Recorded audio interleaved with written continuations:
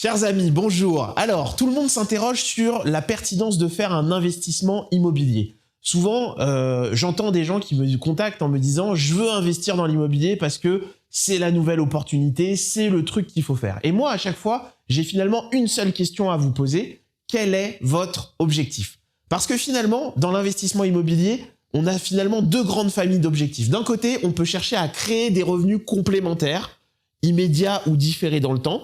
Ou de l'autre côté, on peut chercher à fabriquer du capital, du patrimoine. Alors souvent, quand je pose cette question, la première chose que les gens me disent, comme un client que j'ai eu hier, oui, mais en fait, moi, je veux faire un peu des deux. Et en fait, ce qu'il faut se demander, c'est, vous venez faire de l'investissement immobilier parce que vous ne gagnez pas assez d'argent tous les mois et vous aimeriez en gagner plus, ou vous faites de l'investissement immobilier parce qu'aujourd'hui, finalement, vous gagnez très bien votre vie, vous êtes content dans votre travail, mais vous vous dites que vous aimeriez bien créer du capital pour que demain, à la retraite, vous puissiez profiter de votre vie ou à un autre moment dans la vie. Et c'est ça, finalement, la question qui se pose. Parce que, pourquoi cette question elle est importante? C'est parce que souvent, le facteur qui est oublié dans l'investissement immobilier, c'est que l'investissement immobilier n'est pas gratuit et que souvent, il y a une fiscalité qui est très importante. La plupart du temps, j'entends les clients qui me disent « Bah oui, mais j'achète un bien à crédit, 1 000 € par mois, j'ai un loyer 2 000 € par mois, bah 1000 moins 1000 égale 0, la tête à Toto. Bon non, celle-là, elle est pourrie, je la retire, excusez-moi. Et donc, finalement, pas de fiscalité. À part qu'en fait, l'erreur qui est faite systématiquement, c'est qu'en réalité, quand vous empruntez à la banque et que vous avez une mensualité effectivement de 1 000 € par mois, dans cette mensualité, en réalité, le capital n'est pas une dépense. La seule dépense qu'il y a, c'est les intérêts plus l'assurance. Ce qui veut dire que sur une mensualité de 1 000 €, souvent, en réalité, on a à peu près 200, 300 € de frais à rembourser et c'est dégressif dans le temps. Et si en face de ça, on a les 1 000 € de loyer, eh ben, on arrive très souvent à un bénéfice mensuel de 600 € par mois. Alors, pourquoi je vous parle de ce bénéfice? C'est parce que forcément, ce bénéfice, il est taxable. Et la taxation, en fait, comment elle se calcule?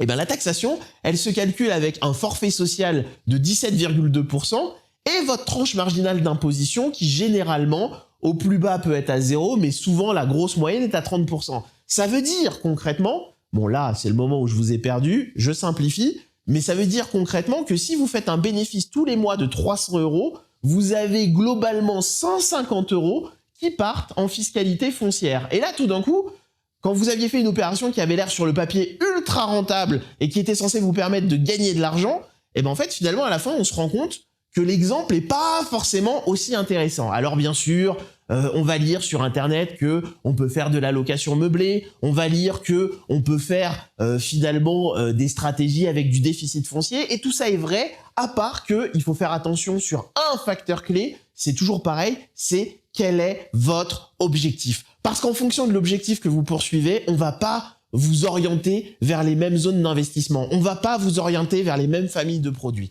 L'année dernière, j'ai accompagné une cliente qui avait besoin de créer 400 € de revenus complémentaires. On lui a proposé d'investir dans un petit logement dans le 91 à 600 mètres du RERD et elle a acheté un T3 pour 80 000 € qu'elle loue 800 € par mois. Et là, vous allez me dire, la perf est exceptionnelle. Et oui, elle est exceptionnelle. Par contre, il y a un mais. Parce qu'il y a toujours un mais. Comme vous devez le savoir quand vous suivez mes vidéos, je vous dis toujours, il n'y a pas de bon produit, il n'y a pas de produit parfait, il y a toujours des avantages et des inconvénients. Dans ce produit-là, ça se loue parfaitement, ça s'entretient très bien. Par contre, dans 15 ans, ça vaudra toujours 80 000 € parce qu'on n'est pas dans un coin qui est extrêmement dynamique. Et ce qu'il faut avoir en tête, c'est que pour cette cliente-là, c'est très bien parce que elle a fait cet investissement parce qu'elle venait de lancer sa boîte, elle avait du capital, mais son chiffre d'affaires décolle pas.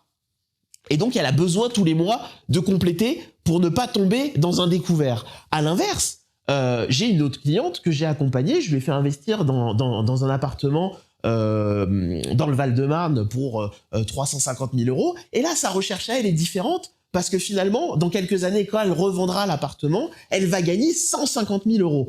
Mais pour gagner ces 150 000 €, elle a dû injecter tous les mois 300 € dans l'investissement. Mais le fait de l'injecter lui pose pas de problème parce qu'en fait, elle met de côté tous les mois 1 000 €. Et donc, c'est pour ça, et si je reviens à ce que j'essaye de vous dire depuis le début de cette vidéo qui est un peu brouillon, soit dit en passant, eh bien, c'est que ce que j'essaye de vous dire, c'est que posez-vous la question, qu'est-ce que je cherche à faire? Est-ce que j'ai besoin de créer des revenus complémentaires immédiats parce que je ne gagne pas assez? Auquel cas, il y a des solutions.